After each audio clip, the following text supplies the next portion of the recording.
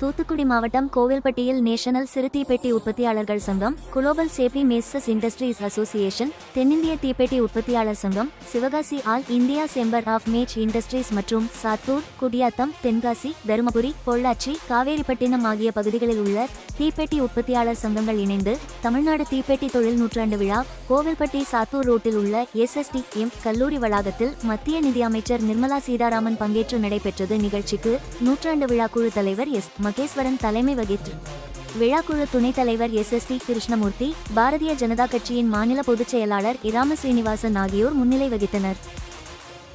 மேடையில் இருக்கக்கூடிய பெரியோர்கள் எல்லோருக்கும் வணக்கம் தெரிவிக்கும் அந்த சமயத்திலே பெரியோர்கள் இந்த நாட்டுக்கே புகழ் சேர்த்தவங்க. வீரத்துக்கு மாத்திரம் இல்ல, கவிதைக்கு மாத்திரம் இல்ல, தேசப்பற்றுக்கு மாத்திரம் இல்ல, அப்படி ஒண்ணு பெண்கள் முன்னிலையில இருந்து நடத்தக்கூடிய ஒரு தொழில் தீப்பெட்டி தொழில். இங்க இந்த ஃப்ரண்ட் ரோல வேணா வெள்ளை சட்டை நிறைய கண்ணப்படுது.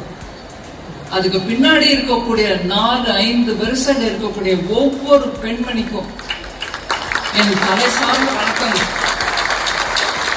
இப்பேற்பட்ட வறட்சி பூமியில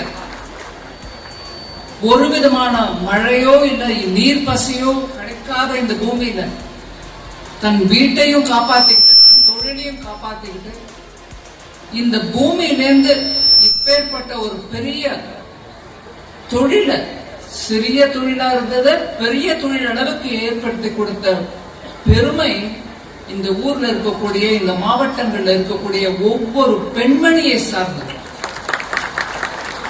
என்ன மன்னிக்கணும், இதுக்கு முன்னாடி முன் வரிசையில் இருக்கக்கூடியவர்கள் எல்லாரும் நல்ல ஆண்மகங்கள். ஆனா ஒரு பெண் அங்கிருந்து இங்க இருந்துக்கணும். அவங்களால தான் இன்னைக்கு இந்த தொழில் இவ்வளவு தூரம் வந்துட்டு இருக்கு. அவங்க ஒரு கட்டுப்பாடோட, கைத்திறனோட, வீட்டு வேலையும் பார்த்துட்டு இந்த தொழில் நடத்தி கொடுக்கறாங்கன்னா அவங்க தான் இந்த வண்டிக்கு சக்கரம். அந்த சக்கரம் இல்லைன்னா இந்த வண்டி நகராது. அதனால இங்க வந்திருக்கக்கூடிய ஒவ்வொரு பெண்மணிக்கும் நான் தலை சார்ந்த வணக்கங்களை தெரிவித்துக் கொள்கிறேன். இந்த தொழிலுக்கு காரணம் நீங்க தான். இந்த மாவட்டங்கள்ல வேற ஒரு விதமான தொழிலும் வர முடியாது. பட்டாசு தொழிலோ மேட்ச் இண்டஸ்ட்ரியோ தான் அப்படிங்கிறது எனக்கு சின்ன வயசுல இருந்தே தெரியும். அதனால எப்பவும் இங்க இருந்து வந்தவங்க யார் வந்தாலும் கூட எனக்கு மனசுல ஒரு சின்ன வீக்னஸோட அந்த விஷயத்தை உடனே அட்டன் பண்ணணும்ன்றது ஏதோ கடவுள் கொடுத்தது. மீனாட்சி அம்மா கொடுத்தது, எனக்கா ஒண்ணும் இல்லை, அந்த செண்பகவள்ளி அம்மா கொடுத்தது. இன்னும் மேலும் மேலும் இந்த மாவட்டங்கள் நல்ல முறையில முன்னேறணும். அதுக்கு எந்த விதமான தடையும் இல்லாம நான் எப்போ இந்த விஷயங்கள்ல பிரதமர் ஐயா கிட்ட சொல்றது போனாலும் உடனே செய்ய அந்த மாவட்டங்களுக்கு நம்ம செய்ய வேண்டிய கடமை இருக்கு. நம்ம அரசு செய்ய வேண்டியது, முதற்கண் செய்ய வேண்டியது அப்படின்னு சொல்லிதான் எப்பொழுதும் எனக்கு ஆறுதல் கொடுத்து, சப்போர்ட் கொடுத்து, எந்த டிசிஷன் எடுத்தாலும் இந்த மாவட்டங்களுக்கு முழுமையாக நம்ம கவனம் செலுத்தி பாலிசி எடுத்துட்டு வரணும்னு தான் அவர் எப்போதும் சொல்வார். தூத்துக்குடியில இன்னைக்கு தேதிக்கு எவ்வளவு ப்ராஜெக்ட்ஸ் வந்திருக்கு. பெரிய பெரிய அளவுல திட்டங்கள் மத்திய அரசின் மூலமாக தூத்துக்குடிக்கு எடுத்துட்டு வந்திருக்கோம். நம்மளுக்கு அங்கிருந்து ஒரு MP இல்ல, எங்கேயுமே இங்க MP இல்ல தமிழ்நாட்டுல. ஆனா ஐயா மோடி அவர்களுடைய மனசு அப்பேற்பட்டது. MP இல்லைன்னா என்ன, அதுவும் பாரத நாட்டுல ஒரு பங்கு தான். நம்ம அங்கேயும் நல்லபடியா செயல்படணும். அவங்களுக்கு வேணுங்கிற ப்ராஜெக்ட்ஸ் கொடுக்கத்தான் வேணும் அப்படின்னு அவரே முன்னிலை இருந்து நடத்தி கொடுப்பார். அதுவும் தமிழ்நாட்டை பத்தி அவங்க மனசுல ஒரு அரிதான ஒரு மதிப்பும் மரியாதையும் எப்பொழுது இருக்கு. அதனால அதை நான் திருப்பி எல்லாரும் சொல்ல விரும்புறேன். அவர் எங்க போனாலும் திருக்குறள் எடுத்து சொல்வாரு, ஐக்கிய நாட்டு சபையில கூட பேசினாரு. தமிழ் மொழியோட பாரம்பரியமும் அதோட பண்பாடும் எடுத்து சொல்றதுக்கு தயங்கவே மாட்டார் பிரதமர். அதனால நான் நிறைய சமயம் எடுத்துக்காம, ஏன்னா எனக்கு ஆல்ரெடி ஞாபகப்படுத்துறாங்க, டைம் ஆயிடுச்சு, நீங்க கிளம்பணும். இந்த விழாவை, இந்த பாராட்டு விழாவை நான் செப்டம்பர் 17 தன்னுடைய பிறந்த நாளை கொண்டாடிய பிரதமருக்கு பாராட்டு விழாவாக கருதுகிறேன். அவரோட சப்போர்ட் இல்லாம நம்ம இது ஒண்ணுமே பண்ணிருக்க முடியும். இந்த மாவட்டங்கள்ல இருக்கக்கூடிய பெரிய பெரிய ப்ராஜெக்ட்ஸ்க்கு காரணம் அவர் தான். அதனால நான் ஏதோ ஆங்கிலத்தில் சொல்லுவாங்க ஸ்போக் இன் த வீல் அப்படின்னு. அதாவது ஒரு சக்கரத்துல ஒரு சின்ன ஒரு 12 13 இது இருக்கு இல்லைங்களா, அதுக்கு ஆரம், சக்கரத்தோட ஆரத்துல நானும் ஒரு ஆரமே. ஆனா அந்த சக்கரம் நம்ம பிரதமர், அவரால் தான் இன்னைக்கு பல விதத்துல இந்த நாட்டுல பலவேறு திட்டங்களின் மூலமாக நம்ம முன்னேற்றத்துக்கு ஒரு வழிவகுத்திருக்கிறோம். 2047க்குள்ள ஒரு முக்கியமா முன்னேற்றம் அடைந்த நாடு அப்படின்ற ஒரு நிலைக்கு நம்ம நாட்டை எடுத்துட்டு வர்றதுக்கு பல முயற்சி எடுக்கிறார் பிரதமர். அந்த 2047க்கு நான் நேற்று மதுரையில பேசும்போது கூட சொன்னேன், ஃபுட் கிரெயின் மர்ச்சன்ட்ஸ் அசோசியேஷன், அதாவது உண்பொருள்களுக்கு தொழிலா இருக்கக்கூடிய சங்கத்தோட பேச்சு நடத்திட்டு இருக்கும்போது அங்க பேசணும். 2047 அந்த சங்கம் மூலமா, அவங்க தொழில் மூலமா பாரத நாட்டுக்கு எந்த விதமான ஒரு லாங் டிஸ்டன்ஸ் வியூ, தூர நோக்கு பார்வை, தொலைநோக்கு பார்வை இருந்துச்சுன்னா உங்களுக்கு என்னெல்லாம் நீங்க பண்ண முடியும்னு சொல்லுங்க. அதுக்கு உங்களுக்கு இருக்கக்கூடிய சேலஞ்ச் என்னன்னு சொல்லுங்க. அதுக்கு ஏற்ப நம்ம திட்டங்களை வழிவகுக்கலாம் அப்படின்னு அங்க நான் சொன்னேன்.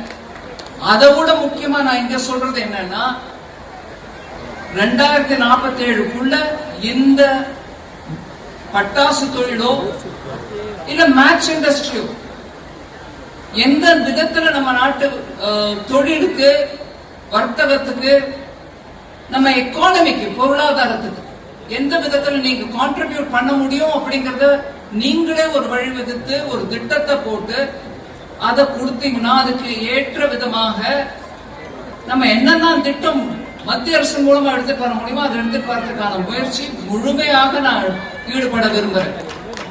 இந்த மாவட்டங்கள் முன்னேற்றம் அடைய உங்களுடைய ஒரு தொலைநோக்கு பார்வை, vision with in a document எனக்கு கொடுங்க. அது மக்கள் நீங்க எல்லாரும் சேர்ந்து உட்காந்து திட்டத்தை யோசிச்சு கொடுத்தீங்கன்னா எல்லாருக்கும் உதவும் வகையில நம்ம ஒரு திட்டம் எடுத்துட்டு வர முடியும். இன்னைக்கு 100 வருஷமா வாழ்கிற அந்த மேட்ச் இண்டஸ்ட்ரி நல்லா இருக்கணும். இன்னொரு 200 வருஷத்துக்கு நீங்க நல்லா இருக்கிறதுக்கு என்னென்ன திட்டம் போடணுமோ அதை யோசிச்சு எனக்கு சொன்னீங்கன்னா ரொம்ப உபயோகமா இருக்கும். இந்த தருணத்துல நான் கடம்பூர் ராஜு அவர்கள் பத்தி சொன்னாங்க. எல்லாரும் அவர் எந்த கட்சியில இருந்தாங்கன்னா எதை பத்தி நினைச்சாலும் அவரோட தொகுதிக்கு வேணுங்கிறத மறக்காம பேசிட்டு இருப்பாரு. எப்ப வந்தாலும் நானும் அதை பார்த்திருக்கேன். அந்த மாதிரி ஒரு எம்எல்ஏ இருக்கிறதுனால உங்களுக்கு உங்களுடைய குறைகள் தீர்க்கப்பட்டு உங்களுக்கு வேணுங்கிற அளவுக்கு முன்னேற்றம் அடைய பாக்குறேங்க. நான் கொஞ்சம் அரசியல் பேசுறேன். 2026 உங்களுக்கு எம்எல்ஏயோ 2029 உங்களுக்கு எம்பியோ உங்க கஷ்டத்தை புரிஞ்சுட்டு வேலை பண்ணக்கூடிய கடம்பூர் ராஜு மாதிரி எம்எல்ஏயோ எம்பியோ தேர்ந்தெடுங்க. நீங்க நம்ம திருநெல்வேலியில இருந்து முதல் முறையா இன்னைக்கு தான் தெரியும். நீங்க எல்லாரும் அவர் பண்ணையார்னு கூப்பிடுறீங்க. நான் தலைவரே என்று இருந்தேன். இப்ப நானும் ஆரம்பிக்கலாம்னு நினைச்சிட்டு இருக்கேன். பண்ணையார்னா நயனார் நாகேந்திரன் அவர்கள். அவரும் இந்த மாவட்டங்கள் எல்லாவற்றையும் சேர்த்து போட்டு ஒரு விஷன் டாக்குமெண்ட் ப்ரிப்பேர் பண்ணா நம்ம தென் தமிழ்நாட்டுல இன்னும் என்ன வேலை இருக்கு, ப்ராஸ்பெக்ட்ஸ் என்ன இருக்கு, ஃபியூச்சருக்கு என்னெல்லாம் பண்ண முடியும் அதையும் எடுத்து சொல்ற மாதிரி தென் மாவட்டங்களுக்கு பக்கத்திலே உட்கார்ந்துருக்காங்க எம்எல்ஏ அம்மா, கொங்கு அம்மா. கொங்கு நாட்டு பிசினஸ் பத்தி அவங்களுக்கு தெரியும். ஆனா அவங்களை இங்க வந்து தென் மாவட்டங்களுக்கு என்ன பிசினஸ் பண்ணா நல்லா இருக்கும்னு அவங்களுடைய நுணுக்கங்க, அந்த பிசினஸ் டெக்னிக் எல்லாத்தையும் கொஞ்சம் பண்ணையாருக்கு கொடுத்தாங்கன்னா, கடம்பூர் ராஜுக்கு கொடுத்தாங்கன்னா தென் மாவட்டங்கள்லயும் பிசினஸ் நல்லா வளர்றதுக்கான வழிவகுக்கலாம். இங்க எத்தனையோ மக்கள்ல அந்த முன்னுக்கு வரணும், நம்மளும் தொழில் நல்லா செய்யணும், நாணயமா செய்யணும், இந்த இடம்னா வர்த்தகத்துக்கு பேர் போனது அப்படின்னு எத்தனையோ நல் பேர் சமாளிச்சிருக்கிற இந்த ஏரியால அடுத்த 20 வருஷம் 22 வருஷத்துக்குள்ள 2047க்கு முன்ன நல்ல முயற்சி, நல்ல திட்டங்கள் மூலமா இந்த மாவட்டங்கள் எல்லாத்தையும் முன்னுக்கு எடுத்துட்டு வரணும். அதுக்கான முயற்சியில நம்ம எல்லாரும் ஈடுபடுவோம். நான் என்னையும் சேர்த்துட்டு தான் சொல்றேன். இந்த மாவட்டங்களுக்கு நல்ல முன்னேற்றம் அடையிறதுக்கு நம்ம எல்லாரும் சேர்த்து ஒத்துழைச்சு 2047 இந்த மாவட்டங்கள் முன்னேற்றம் அடைந்த மாவட்டம் அப்படின்ற பேர் வரவழைக்கிறதுக்கு நம்ம எல்லாரும்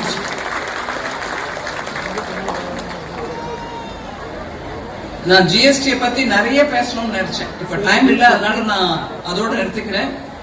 இந்த முறை ஜிஎஸ்டி சீர்திருத்தங்கள்,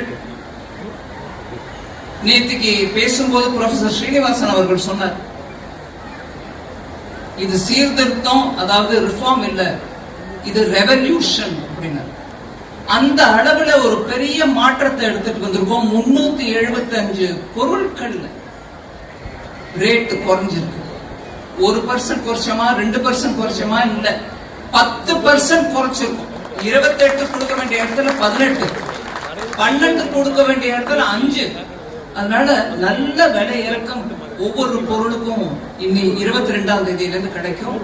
அதுல மக்கள் நீங்க எல்லாரும் கூட சேர்ந்து, மத்திய அரசின் மூலமாக வரி குறைப்பு கிடைச்சிருக்கு. அதுல ஜிஎஸ்டி கவுன்சில் இருந்த எல்லா மினிஸ்டரும் சேர்த்து ஒத்துழைச்சு அந்த ஜிஎஸ்டி ரிடக்ஷனை மக்களுக்கு சேர்ப்பிக்கிறதுக்கான முயற்சி நடந்துட்டு இருக்கு. நீங்க எல்லாரும் அதுல பங்கேற்று மக்கள் எல்லாரும் அதுல வரக்கூடிய ஆதாயம், அதாவது ஜிஎஸ்டி, ஹிந்தியில ஜிஎஸ்டி பட்ஜெட் அப்படின்னு ஒரு ஸ்கீம் ஒரு பேர் கொடுத்து நடத்துறாங்க.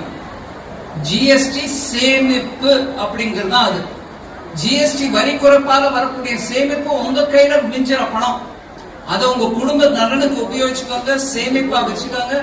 இல்ல 22ஆம் தேதியில இருந்து அது வேற விதமாக உபயோகிக்கிறதுக்கு நீங்க எல்லாரும் அதுல கலந்து கொண்டு இந்த ஜிஎஸ்டி ரிஃபார்ம், இந்த ரெவல்யூஷனை மோடி ஐயா நம்மளுக்கு கொடுத்த தீபாவளி பெருசா எடுத்துக்கிட்டு நம்ம நாட்டு முன்னேற்றத்துக்கு எல்லாரும் வழிவகுக்கணும் அப்படின்ற ஒரு வேண்டுதலுடன் எனக்கு இந்த வாய்ப்பு அளிச்சதுக்கு ரொம்ப நன்றி. எல்லாருக்கும் மிக்க நன்றி.